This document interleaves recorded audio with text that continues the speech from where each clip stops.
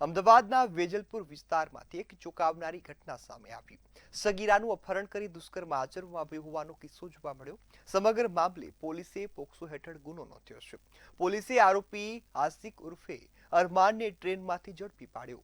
Free fire game મારફતે સગીરાનો પશ્ચિમ બંગાળના યુવક સાથે પરિચય થયો હોવાનું પણ તપાસમાં સામે આવ્યું છે।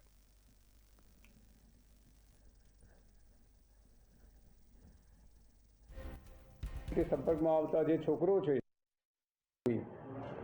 એ આશિક ઉર્ફે અરમાન મોહમ્મદ અસગર ત્યાંથી અહીંયા અમદાવાદ આવેલો અને અમદાવાદ આવ્યા પછી જે ભોગ બનનાર છે એના રહેણાંક મકાને ગયેલું અને ત્યાં એની સાથે બદકામ કરેલું। આ બાબતની ફરિયાદ આધારે પોલીસે તપાસ શરૂ કરેલી। 23 તારીખે ગયા પછી પોલીસે એના જે ટેકનિકલ એનાલિસિસ કરેલું અને એના સંશોધનો મારફતે વેજલપુર પોલીસે તપાસ કરતા આ જે આરોપી અને ભોગ બનનાર બંને અમદાવાદ કાલુપુર રેલવે સ્ટેશનથી કવિ ગુરુ એક્સપ્રેસ છે એની અંદર પશ્ચિમ બંગાળ જવાના હતા અને એના સોર્સના કારણે એમને માહિતી મળી તો એમણે જે ખડગપુર રેલવે સ્ટેશન પોલીસ છે એનાથી જાણ કરતા ખડગપુર રેલવે પોલીસે બંનેને ત્યાં પકડી લીધા હતા। સરખેજ ફતેવાડી વિસ્તારમાં આવેલા આરસીસી રોડ પર હત્યાનો બનાવ સામે આવ્યો, જેમાં હત્યાનો આરોપ મૃતકની પત્નીના પૂર્વ પતિ પર હોવાનું પ્રાથમિક રીતે સામે આવ્યું। યુવક પર ચાકુથી હુમલો કરવામાં આવ્યો હતો, જેમાં ગંભીર ઇજાઓ થતા યુવાનનું સ્થળ પર જ મોત નીપજ્યું। ઘટનાની જાણ થતાં જ સરખેજ પોલીસ ઘટના સ્થળ પર પહોંચી હતી અને સમગ્ર મામલે વધુ તપાસ હાથ ધરી હતી।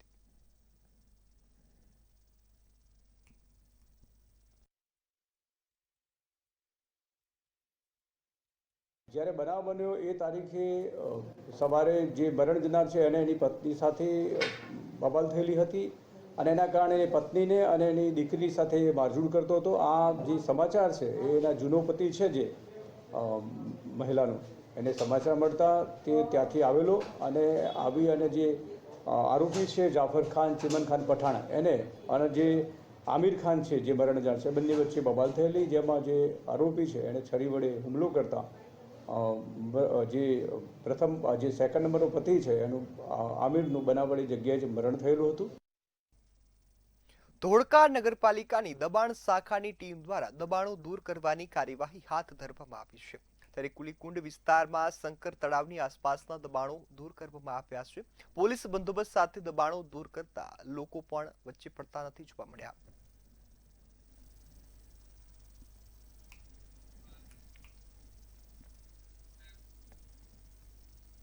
રાજકોટના જંગલેશ્વર વિસ્તારમાં રહેતા હજારો લોકો માટે રાહતના સમાચાર સામે આવ્યા। હાઈકોર્ટ દ્વારા ડિમોલેશન કાર્યવાહી પર આગામી 3 મહિના સુધી રોક લગાવવામાં આવતા લોકોએ આશરો બચી ગયો છે। ત્યારે સરકારી જમીન પર થયેલા દબાણો દૂર કરવા માટે તંત્ર દ્વારા મોટી કાર્યવાહીની તૈયારી ચાલતી હતી। આ વચ્ચે હાઈકોર્ટે નિર્ણય સંભળાવતા લોકોમાં ખુશીની લાગણી જોવા મળી। જંગલેશ્વર વિસ્તારમાં મેગા ડિમોલેશન થવાનું હતું, જે ખૂબ જ કહી શકાય કે લોકોને એક કહી શકાય કે અસંતોષ તેઓએ લાગણી વ્યક્ત કરી હતી અને ખાસ તો તેને જ લઈને હાઈકોર્ટ દ્વારા છે તેને સ્ટે આપવામાં આવ્યું છે। 3.5 મહિનાનું આ સ્ટે છે। આપણી સાથે સ્થાનિકો જોડાણા છે, એમની સાથે વાત કરીશું તેઓ શું કહી રહ્યા છે મામલે। શું નામ આપનું? હેમાલીબાઈ યુવરાજસિંહ જાડેજા છે મારું નામ। હું હાલ અત્યારે 3.5 મહિના માટે સ્ટે આપવામાં આવ્યું છે, શું કહેશો હાલ પૂરતું? અને ખૂબ જ એક આક્રોશ ક્યાંક ને ક્યાંક સ્થાનિકોએ કર્યો હતો, કોંગ્રેસે પણ સાથ આપ્યો હતો, શું કહેશો?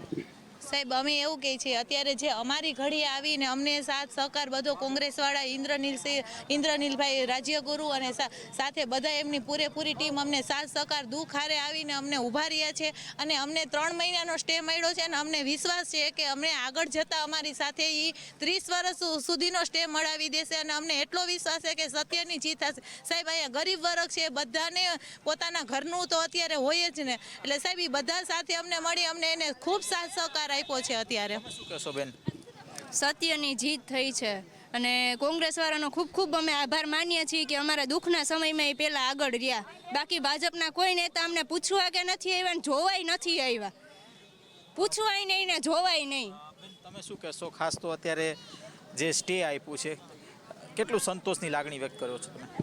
મારું નામ રસીલાબેન ગરૈયા છે. હું વોર્ડ નંબર 16માં પૂર્વ કોર્પોરેટર છું કોંગ્રેસની.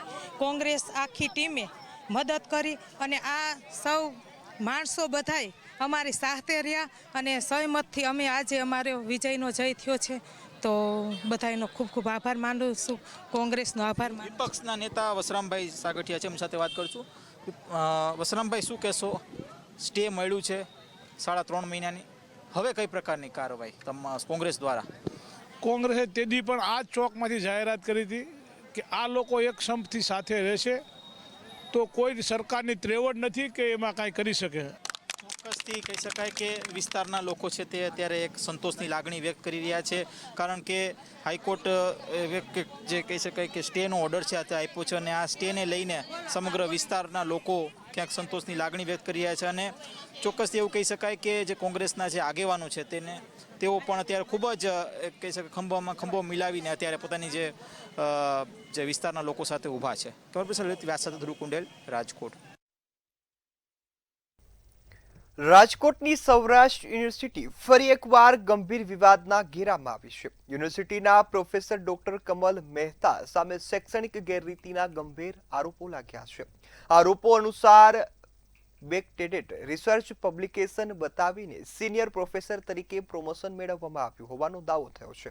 ત્યારે સમગ્ર મામલે યુનિવર્સિટીના એક્ઝિક્યુટિવ કાઉન્સિલના સભ્ય ડોક્ટર નિદત બારોટે રજિસ્ટ્રારને લેખિત રજૂઆત કરી હતી. ઈસી સભ્ય ડોક્ટર નિદત બારોટે માંગ કરી છે કે આ મામલે તાત્કાલિક સ્વતંત્ર તપાસ હાથ ધરવામાં આવે અને તપાસ પૂર્ણ ન થાય ત્યાં સુધી ડોક્ટર કમલ મહેતાની એક્ઝિક્યુટિવ કાઉન્સિલની નિમણૂક રદ કરવામાં આવે.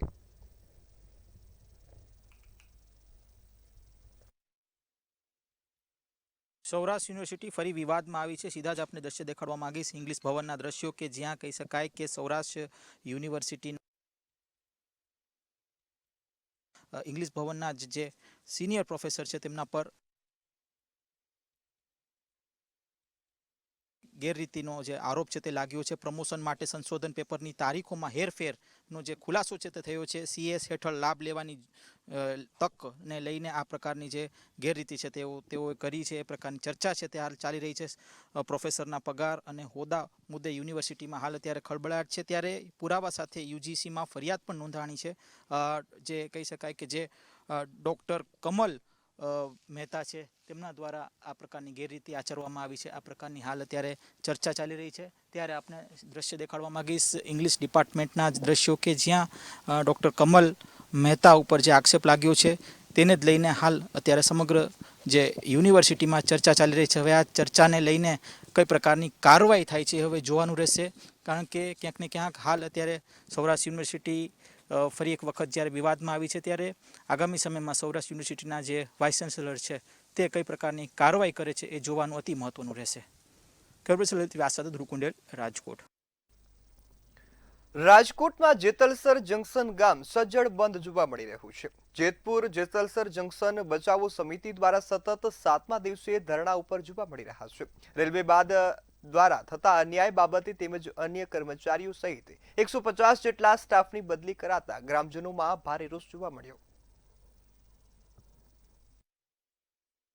અમારી માંગ એવી છે કે અત્યારે અમારા ગામમાં મોટામાં મોટું રેલવે સ્ટેશન છે. અહીંયા 5 રેલવે સ્ટેશન છે, 7 લાઇન છે, મોટામાં મોટો રેલવે સ્ટાફના ક્વાર્ટર છે, મોટા મોટી વિશાળ રેલવેની જગ્યા છે. છતાંય અહીંથી આ લોકો રેલવે સ્ટાફની અવારનવાર એક પછી એક ડિપાર્ટમેન્ટની બદલી કરી એને ઓછો કરે છે, અને જેનાથી અમારા ગામનો રોજગાર અને એ બધું એની ઉપરથી ભાંગી પડશે. અમારું જે કાંઈ રોજગાર ને જે કાંઈ બધું છે એ રેલવે અને રેલવે સ્ટાફ ઉપર છે. અત્યારે જે અહીંથી બધી લોબીને ખસેડી દેવામાં આવી છે એ બધી લોબી અમારે જંકશન જોઈએ, બધા ડિપાર્ટમેન્ટ પાછા જોઈએ. અમારે એક પણ ડિપાર્ટમેન્ટ એમ નહીં કે આ નહીં ચાલે, બધા ડિપાર્ટમેન્ટ જોઈએ. રેલવે પ્રશાસન અમારી એટલી જ માંગ છે, જો અમારી માંગ નહીં સંતોષાય તો અમે અત્યારે ઉપવાસ આંદોલન કરીએ છીએ, અને એથી જો નહીં અમારી માંગ પૂરી કરવામાં આવે તો અમે આગળ રેલ રોકો આંદોલન કરશું. અને જે કંઈ પણ અધિકારીઓ હોય, જે રેલવે પ્રશાસનના હોય અને આપણે જે એમએલએ હોય, સંસદ હોય, બધાને કહેવાનું મારું છે, જો અમારી માંગ ઉપર સુધી તમે નહીં પહોંચાડો, અમારી વાત ઉપર સુધી નહીં કરો તો અમે ચૂંટણીનો સતત બહિષ્કાર કરશું. જૂનાગઢ જિલ્લા કોર્ટમાં બોમ્બ મુકાયાની ધમકી મળતા તંત્રમાં ખળભળાટ મચી ગયો હતો. કોર્ટના રજિસ્ટ્રાર ઓફિસમાં ઈમેલ આઈડી દ્વારા મોકલવામાં આવેલ ઈમેલમાં કોર્ટ પરિસરમાં 3 બોમ્બ મુકાયા હોવાનો ઉલ્લેખ કરવામાં આવ્યો, જેમાં બપોરે 2:10 બ્લાસ્ટ થયાની ધમકી આપવામાં આવી હતી. જાણ થતાં જ જૂનાગઢ પોલીસ સહિતની તમામ ટીમો, તપાસ એજન્સીઓ સહિતના વ્યક્તિઓ કોર્ટ પરિસરમાં પહોંચ્યા. BDS, ડોગ સ્ક્વોડ સહિતની ટીમોએ 3 કલાક સુધી સઘન તપાસ હાથ ધરી હતી. તપાસ દરમિયાન કોઈ પણ વાંધાજનક વસ્તુ ન મળતા તંત્રે રાહતનો શ્વાસ લીધો હતો.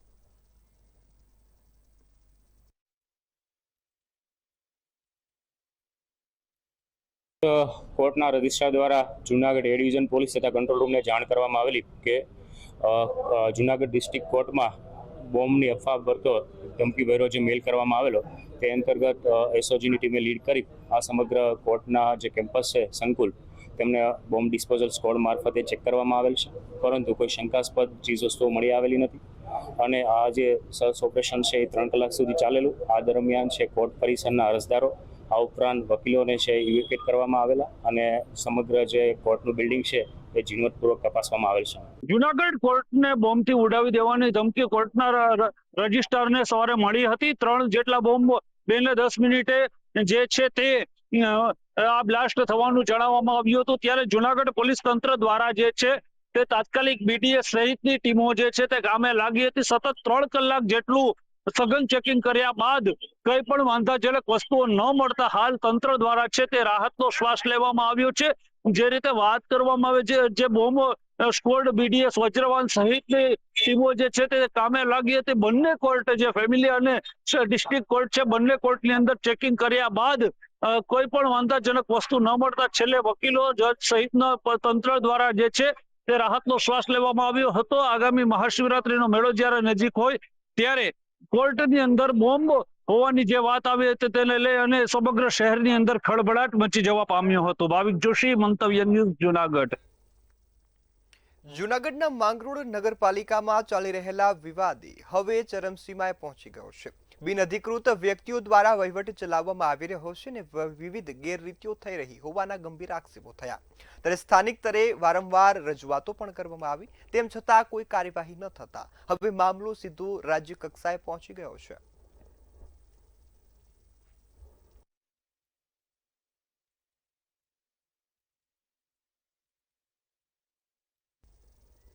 ગાંધીનગરથી બાવોલ જવાનું અંડરબ્રિજ નિર્માણ થયા બાદ તેનું લોકાર્પણ હજુ સુધી થયું નથી.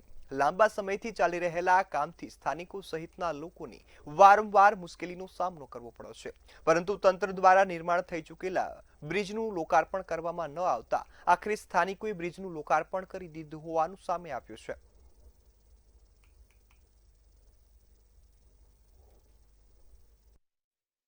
ગાંધીનગર પથિકાશ્રમથી વાવોલ ગામને જોડતો અંડરબ્રિજ બનાવી દેવામાં આવ્યો હતો, પરંતુ તંત્રએ તેનું લોકાર્પણ કે ઉદ્ઘાટન સમારંભ રાખ્યો ન હતો અને બની ચૂકેલા બ્રિજને બંધ રાખ્યો હતો. પરિણામે આસપાસના રહીશો કે જેઓ લાંબા સમયથી ત્રસ્ત હતા તેમણે આ બ્રિજ જાતે જ ખુલ્લો કરી દીધો અને વાહન વ્યવહારથી પોતાની જાતે ધમધમતો કરી નાખ્યો. આપને હું બતાવીશ કે આ બ્રિજ છે તેનું નિર્માણ લગભગ થઈ ચૂક્યું હતું. તેનું બાંધકામ પણ નિયત સમયમાં કરવામાં ન આવ્યું હતું. લાંબા સમયથી આ બાંધકામની કાર્યવાહી ચાલતી હતી, પરંતુ બની ગયા અંડરબ્રિજ બની ગયા પછી પણ એ લોકો માટે ઉપયોગમાં લેવાયો ન હતો. આખરે વાવોલ ગામની અંદર રહેતા વસાહતીઓ તેમજ ગાંધીનગર આસપાસના કે જેને વાવોલ સાથે સીધું કનેક્શન છે તેવા લોકોએ અવર જવર માટે લાંબા સમય સુધી પ્રતીક્ષા કરવી પડી હતી. પણ તંત્રએ બનાવેલો બ્રિજ લોકાર્પણ નહીં કરતા નાગરિકોએ જાતે જ આ બ્રિજ ખુલ્લો મૂક્યો હતો અને અવર જવર શરૂ કરી હતી. કેમેરામેન સતીન વાઘેલા સાથે ઉજ્જવલ વ્યાસ, મંતવ્ય ન્યૂઝ, ગાંધીનગર. 77મા પ્રજાસત્તાક દિવસ નિમિત્તે નવી દિલ્હી ખાતે યોજાયેલી રાષ્ટ્રીય પરેડમાં રજૂ કરવામાં આવેલ ગુજરાતના ટેબ્લોએ વર્ષ 2026માં સતત ચોથા વર્ષે પોપ્યુલર ચોઇસ કેટેગરીમાં પ્રથમ એવોર્ડ પ્રાપ્ત કર્યો. માહિતી અને પ્રસારણ સચિવ ડોક્ટર વિક્રાંત પાંડે અને માહિતી કમિશનર કિશોર બચાણી દ્વારા મુખ્યમંત્રી ભૂપેન્દ્ર પટેલની આ વિજેતા ટ્રોફી અને પ્રશંસાપત્ર અર્પણ કરવામાં આવ્યું હતું. આ પ્રસંગે મુખ્ય સચિવ MK દાસ, મુખ્યમંત્રી કાર્યાલયના અગ્ર સચિવ સંજીવ કુમાર તથા માહિતી કમિશનર કચેરીના ઉચ્ચ અધિકારીઓ ખાસ ઉપસ્થિત રહ્યા હતા.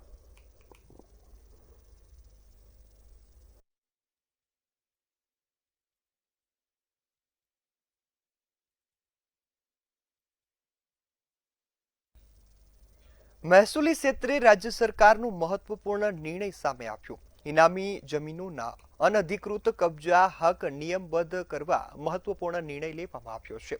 રીગ્રાન્ટ કરેલ અથવા તો કરવાને પાત્ર પણ ન હોય થયેલા તેવી જમીન સરળતાથી નિયમબદ્ધ કરી શકાશે.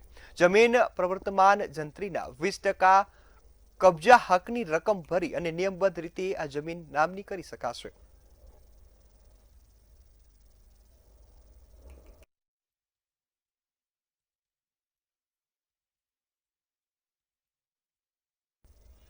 રવિવારની રજા દરમિયાન પણ સંસદમાં કેન્દ્ર સરકારનું બજેટ રજૂ કરવામાં આવ્યું હતું. આ સંદર્ભે ભાજપ પ્રદેશ કાર્યાલય કમલમ ખાતે પ્રદેશ અધ્યક્ષ જગદીશ વિશ્વકર્માએ વિશેષ કાર્યક્રમ યોજી બજેટ અંગે વિગતવાર માહિતી આપી. તેમણે જણાવ્યું કે વડાપ્રધાન નરેન્દ્ર મોદીના નેતૃત્વ હેઠળ વિકસિત ભારતના સ્વપ્નને સાકાર કરતું આ બજેટ નાણામંત્રી નિર્મલા સીતારમણ દ્વારા રજૂ કરવામાં આવ્યું છે. 53.5 લાખ કરોડ રૂપિયાનું આ બજેટ સૌના સાથ સૌના વિકાસના સિદ્ધાંત પર આધારિત છે. યુવાનો, મહિલાઓ અને ખેડૂતો માટે પ્રોત્સાહક જોગવાઈઓ સાથે સાથે ધોળાવીરા અને લોથલના વિકાસ માટેની પણ જોગવાઈ રાજ્યની વિરાસત સંરક્ષણના મહત્વપૂર્ણ સાબિત થશે.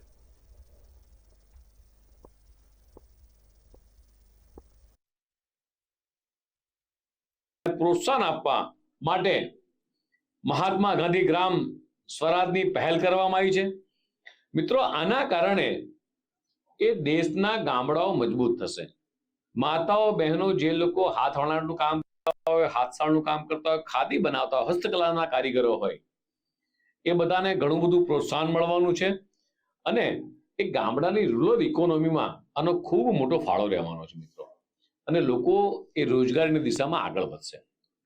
કાપડ ક્ષેત્રે કૌશલ્ય ઇકોસિસ્ટમને વેગ આપવા સમજ 2.0 મિશન સાથે કુદરતી માનવ નિર્મિત ન્યુ એજ ફાઈબરમાં આત્મનિર્ભર લાવવા માટે રાષ્ટ્રીય ફાઈબર યોજનાનો અમલ કરવામાં આવ્યો છે. 3 કેમિકલ પાર્ક અને હાઈટેક ટૂલ મેન્યુફેક્ચરિંગ MSME ને પ્રોત્સાહન. મિત્રો, આ 3 કેમિકલ પાર્કના કારણે પણ ઘણી બધી જોબો એ ઓપોર્ચ્યુનિટી ક્રિએટ થવાની છે.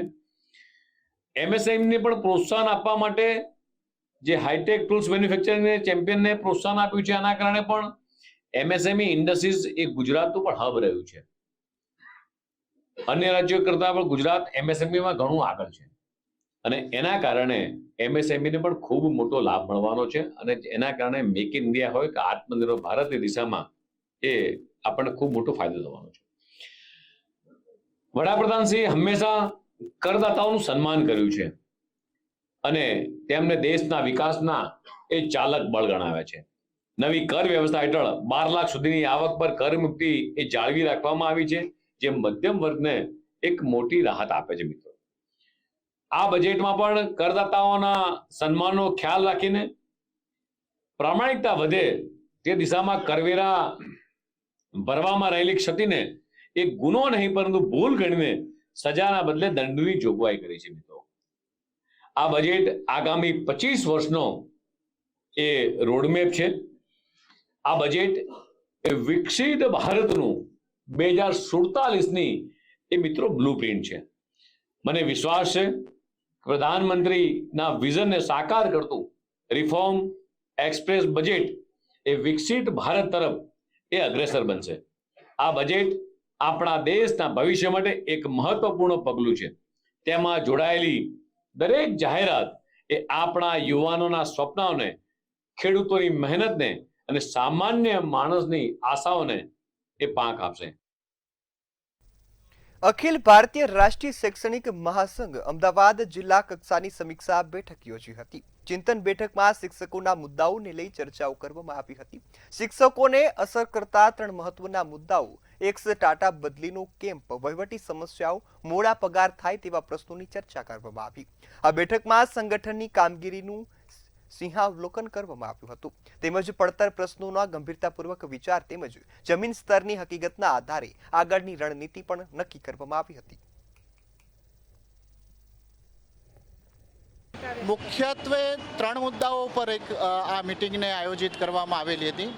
એક તો આખા અત્યાર સુધીમાં છેલ્લા 3 વર્ષમાં જે કંઈ કામ થયા છે એનું સિંહાવલોકન કરવાનું હતું કે સંગઠન લેવલે કેટલા કામો થયા છે તે.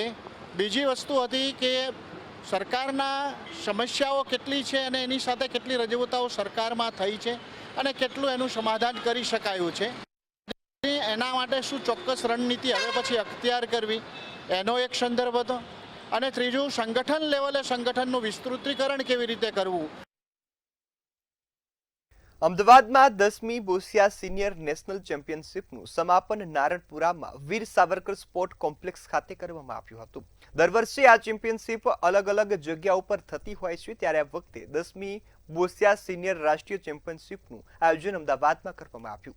દેશમાં 22 જેટલા રાજ્યોમાંથી અંદાજિત 150 જેટલા ખેલાડીઓએ ભાગ લીધો. વિજેતા થનાર 12 ઇન્ટરનેશનલ ટુર્નામેન્ટમાં ખેલાડી ભાગ લેશે. ત્યારે ચેમ્પિયનશિપનો મુખ્ય ઉદ્દેશ્ય દિવ્યાંગ પેરા ખેલાડીઓ પોતાની પ્રતિભા બતાવે તેમજ સંઘર્ષ અને ઉજાગર કરીને આખા દેશને પ્રેરણા પૂરી પાડે તેવો હતો.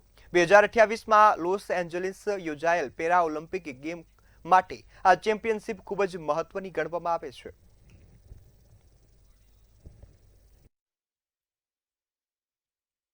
ये बोशिया स्पोर्ट्स हम लोग का 10th नेशनल चैम्पियनशिप है.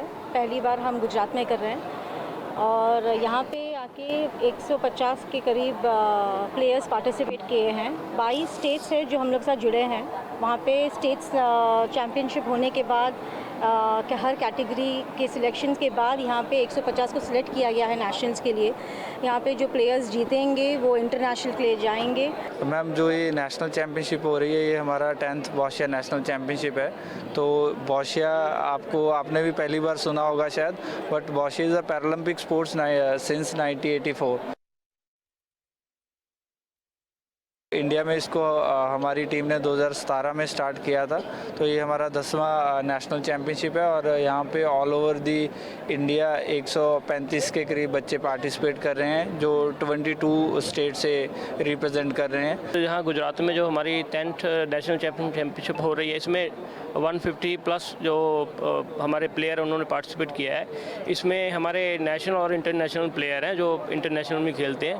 तो गुजरात में ये पहली बार हुआ तो बहुत अच्छा लगा. इसमें जो हमारे बोशिया में जो कैटेगरी है 4 कैटेगरी जैसे BC 1, 2, 3, 4. BC 1, 2 वाले वो हैंड से खेलते हैं, BC 3 वाले वो रैंप से खेलते हैं.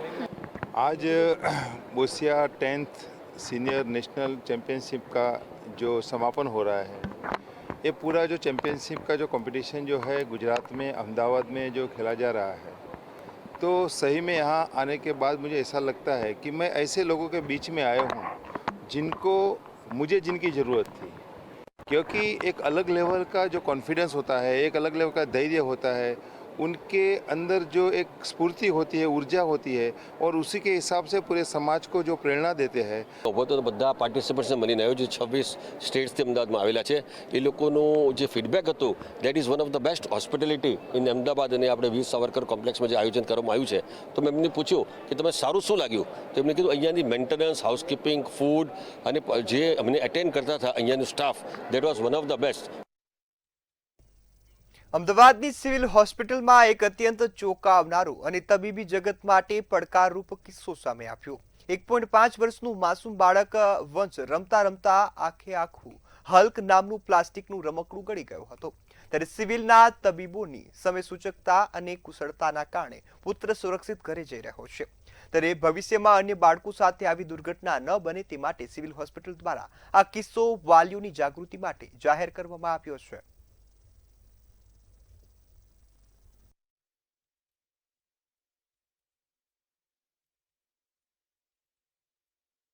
એન્ડોસ્કોપી કરી તો હોજરીની અંદર આખું રમકડું, જેને માથું, હાથ, પગ, ધડ એટલે કે સંપૂર્ણ રમકડું બાળક ગળી ગયેલું ખૂબ ડિફિકલ્ટ હોય છે. કારણ કે મોટી સાઇઝનું રમકડું નાના બાળક 1.5 વર્ષના બાળકના અન્નનળીમાં થઈ અને જે અન્નનળી હોજરીનો વાલ ક્રોસ કરી અને હોજરીમાં હતું અને જો ત્યાંથી આગળ નીકળ્યું હોત, કારણ કે સાઇઝના હિસાબે હોજરીના મુખમાં ફસાઈ શકે, આગળ જાય તો આંતરડામાં પણ ફસાઈ શકે, પરંતુ અમે એને સફળતાપૂર્વક કાઢી દીધું. અમદાવાદના બાવળાના શિયાળ ગામમાં નવી શાળાના બાંધકામમાં ગુણવત્તા અંગે વિવાદ થયો છે. હલકી ગુણવત્તાનું મટીરીયલ વપરાતું હોવાનું ગ્રામજનો દ્વારા આક્ષેપ કરવામાં આવ્યો, જ્યારે હવે તંત્રને ધ્યાનમાં આવતા જ સરકારી એન્જિનિયર દ્વારા સ્થળ તપાસ કરવામાં આવી હતી. તપાસ બાદ જણાવ્યું હતું કે તમામ મટીરીયલ અને કામગીરી ગુણવત્તાયુક્ત અને સરકારના નિયમ મુજબ કામગીરી કરવામાં આવે છે, તેમજ સારી કામગીરી કરવામાં આવશે તેવી પણ ખાતરી આપવામાં આવી છે. પરંતુ હવે જોવાનું રહ્યું કે તંત્ર કેટલું ધ્યાન આપે છે.